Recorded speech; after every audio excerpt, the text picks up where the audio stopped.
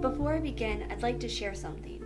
Despite my scary experience with the blue ghost from way back when, I found a rather humorous side of creepypastas. Something that people have named crappy pastas, shit pastas, etc. Basically, creepy stories that are made cringy on purpose or stories that the writer tried very hard but just failed in the end. So, for today's feature, I bring you all Give a Little, Take a Little. Do you have something you want? Something you wish for but simply cannot or are too embarrassed to go out and get? Or something that's simply illegal to acquire in your country? There is a website titled Give a Little, Take a Little, located somewhere within the depths of the internet that can help you, my friend. But there is no real easily accessible link to it. You must find it on your own. It's well worth it though. Most of who visit it say that it is found on what's called the deep web, the unindexed part of the internet. But there have been reports of it being found on popular websites and forums. If you want to attempt to visit the website, you're going to have to know of its existence. Then you must make an active search, no finding it by chance.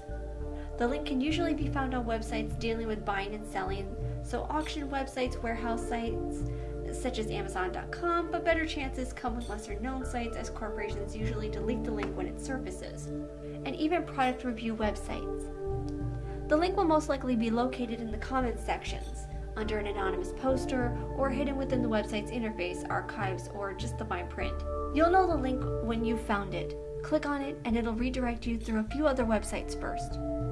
The website itself varies in appearance. Some have described it a nearly blank, bare-bones site, while others say it's more decorated and stylized, with pictures usually revolving around barter and trade. One individual described it as text written through JPEGs of letters, as though it was a ransom note. Though every single report shares the same basic features, a title reading Give a Little, Take a Little, 2 text boxes, 1 blank, 1 titled specifications, an address zip code form, and submit button. Now, once you arrive, you may place the name of any item you desire in the text box. There are some restrictions though. 1. The item must be able to fit on your property. It can fit in your porch, your lawn, your mailbox, or even your living room. 2. The item must exist. It cannot be a cure for cancer or the philosopher's stone. 3. The item cannot be living. 4. The item must be reasonable to transport and deliver, i.e., no asking for a piece of the sun.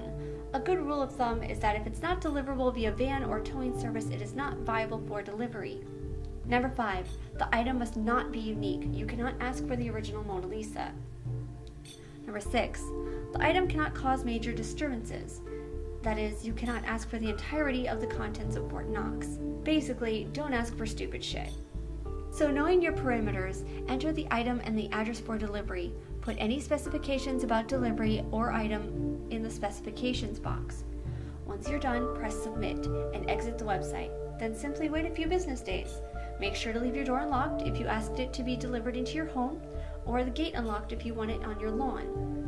The item you requested will arrive, as long as you didn't ask for something not allowed by the rules above. But don't be surprised if something else goes missing, especially if it is of equal value as something that you got. It could be a few dollars from your wallet, some jewelry, or even more expensive things like computers, TVs, and in one extreme case, a car. It might take longer to happen if you ordered the item to a P.O. box. Don't try and stop it, and don't think it won't happen. You entered your address, remember? After all, it's give a little, take a little, right? Alright, now, as with most creepypastas, I do critiques, and as stated in the wiki, this has promise. It's not over-the-top scary, but rather curious, and I'm sure most of you love a good story that has the what if written all over it. I would honestly like to see a little more creep factor, such as the loss of something more personal. I mean, would you trade your left leg for a new laptop? How about a kidney for a new game system? Or even sell your beauty for a car?